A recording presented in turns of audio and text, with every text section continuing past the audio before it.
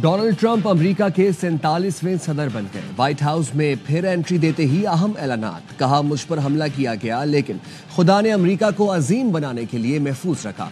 America को सबसे पहले रखेंगे। अमेरिका से सियासी एस्टैब्लिशमेंट का कब्जा खत्म करूंगा। ऐसा मुल्क कायम करना है जो पहले से कहीं ज्यादा मजबूत और कामयाब हो। मेक्सिको सरहद पर कौमी इमरजेंसी और फौजी तैनाती का ऐलान। गैर कानूनी तारकीन वतन को फौरी वापस भेज दिया जाएगा। काबीना रिकॉर्ड महंगाई में कमी के लिए इकदाम करे।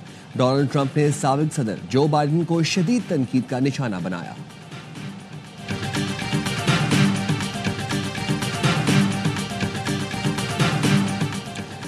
ट्रंप ने इक्तदार संभालते ही इंतखाबी वादों पर अमल दरामद शुरू कर दिया।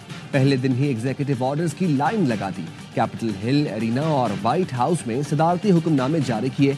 बाइडेन के 80 अहकामात फौरी मनसूख कर दिए। कैपिटल हिल हमला केस में सजा पाने वालों के लिए माफी का ऐलान किया। पेरिस माहौलियाती मुआहदे और आलमी दायरा सेहत से अलहदगी। वफाकी मुलाजमतों पर भर्तियां मुंजमद करने के हुक्मनामे पर दस्तखत किए।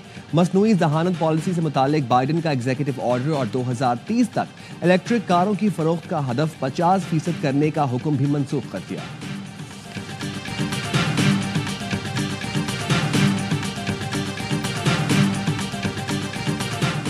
पाकिस्तान का गजा में फौरी इंसानी इमदाद। मशरिक वस्ता में 2 रियासती हल पर जोर। पाकिस्तानी मुस्तकिल मंदोब मुनीर अकरम का अक़वाम मुत्तहिदा की सलामती काउंसिल से खिताब है। गजा में इसराइल की दोबारा फौजी कार्रवाई की धमकियों पर तशवीश का इजहार। कहा, आलमी बरादरी गजा में इंसानी बहरान को फौरी तौर पर हल करे। 2 रियासती हल UN चार्टर की बुनियादी असूलों पर मबनी होना चाहिए। गजा की सूरत हाल इसराइल को जारहियत की इजाजत देने के नतीजे में पैदा हुई। जंग बंदी कुछ माह कबल तय हो जाती तो हजारों जानें बचाई जा सकती थीं। उम्मीद है जंग बंदी मुआहदे के तमाम मराहिल मुकम्मल तौर पर नाफिज होंगे।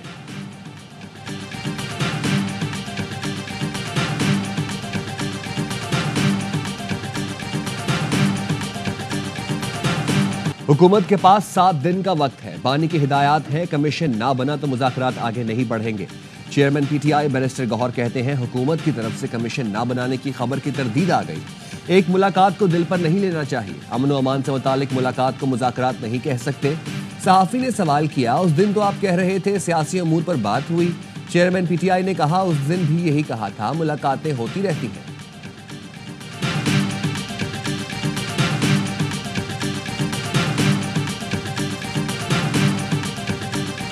पाकिस्तान हमारी रेड लाइन है। मुखालिफिन मेरे खिलाफ स्टेज शो का प्रोपेगेंडा कर रहे हैं। इन्हें क्या पता सच्ची मोहब्बतें क्या होती हैं। मरीम नवाज का DG खान में खिताब। कहा, तजलील की जबान इनको मुबारक हो, हम तदरीस वाले हैं। प्रोपेगेंडा करने वालों ने बच्चों को स्कॉलरशिप नहीं पेट्रोल बम दिए। खुद 4 साल कुछ कारकर्दगी ना दिखा सके। इख्तिताम ये कहते हुए हुआ, वो चोर है, वो खा गया, उसको पकड़ लो, पेट्रोल बम चला दो, मोटरवे बंद कर दो। हम 9 मई वाले नहीं हैं, 28 मई वाले हैं। ये धरती हमारी माँ है, इससे वफादारी हो सकती है, गद्दारी नहीं। अपने बच्चों को दूर रखकर कौम के बच्चों को खतरे में डालने वाला आपका हमदर्द नहीं। पाकिस्तान का फिर नाम भी चेंज करके ना मेकअप पाकिस्तान कर ले। मेकअप पाकिस्तान में अगर कोई मजमून आ जाए उसमें मरियम साहिबा का जो है ना जरूर पिक्चर इसलिए होनी चाहिए कि नानी बन के इतना मेकअप करके अपने आप को इतना फिट रखा हुआ है। मरियम नानी बनकर भी मेकअप करती हैं, इतनी फिट हैं। मेरा ख्याल है इसके लिए इनकी तस्वीर किताबों में होनी चाहिए। वज़ीर आला खैबर पख्तूनख्वा का मशवरा। अली अमीन गन्नापुर ने कहा, मरियम साहिबा मुताला पाकिस्तान का नाम मेकअप पाकिस्तान रख दें। वज़ीर आला ने बताया, 2 हफ्ते में एक वफ्द अफगानिस्तान भेजेंगे। सूबाई वफ्द में तमाम कबाइल के मुशरान शामिल होंगे।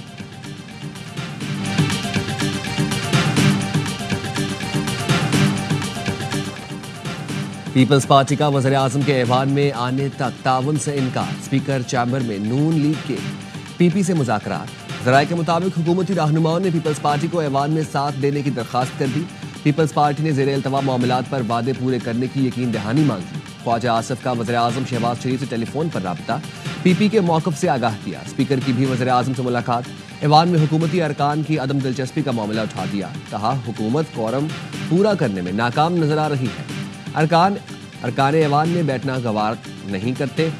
वज़ीर आज़म नोटिस लें। वज़ीर आज़म ने पीपल्स पार्टी के मुतालबे पर ऐवान में आने की यकीन दहानी करा दी।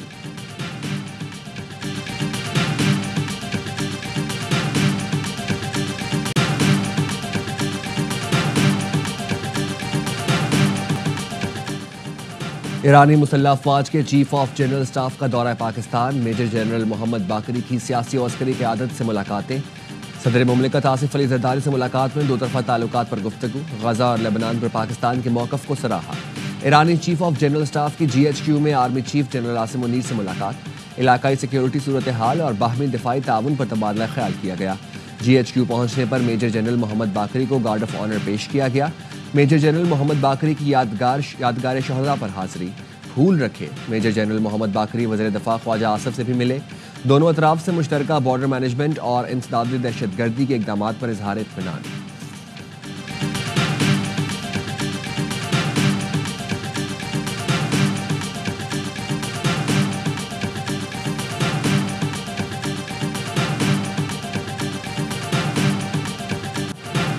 مراکش کشتی حادثہ نہیں، قتل عام تھا۔ کشتی میں سوار بیشتر لوگ تشدد اور سرد موسم سے ہلاک ہوئے۔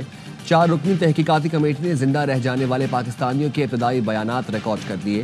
پاکستانیوں نے بتایا ملزمان نے کشتی کھلے سمندر میں کھڑی کی اور تاوان مانگا۔ تاوان دینے والے 21 پاکستانیوں کو چھوڑ دیا گیا۔ کشتی میں موجود افراد کو کھانے پینے کی قلت کا بھی سامنا تھا۔ ذرائع کا کہنا ہے کشتی انٹرنیشنل ہیومن ٹریفکنگ ریکٹ کی نگرانی میں تھی۔ اس میں سینیگال، موریتانیہ اور مراکش کے اسمگلرز ہیں۔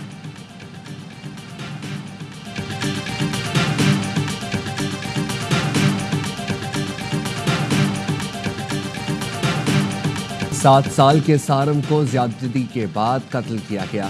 ابتدائی پوسٹ مارٹم میں انکشاف، سارم کو گلا دبا کر قتل کیا گیا۔ بچے کی گردن کی ہڈی ٹوٹی ہوئی تھی۔ SSP انیل حیدر نے بتایا سارم کو 5 روز پہلے قتل کر کے لاش ٹینک میں پھینکی گئی۔ پولیس نے شک کی بنا پر قریبی عزیز اظہر کو حراست میں لے لیا۔ زیر حراست شخص کا DNA کرایا جا رہا ہے۔ نارتھ کراچی میں 11 روز کی گمشدگی کے بعد سارم کی لاش ٹینک سے ملی تھی۔ اس دوران پولیس نے صرف ایک بار ٹینک چیک کیا، اپارٹمنٹ کے اندر بھی چھان بین نہ کی۔ سارم کی موت کے بعد پولیس کو ہوش آیا۔ CIA اسپیشلائزڈ یونٹ نے چھاپہ مار کر خالی فلیٹس کو سرچ کیا۔ پرانی کھڑی گاڑیوں کو بھی سراغ رساں کتوں سے چیک کیا گیا۔ 2 مشتبہ افراد کو حراست میں لیا گیا۔ شبہ ظاہر کیا کہ سارم کو باہر نہیں لے جایا گیا تھا۔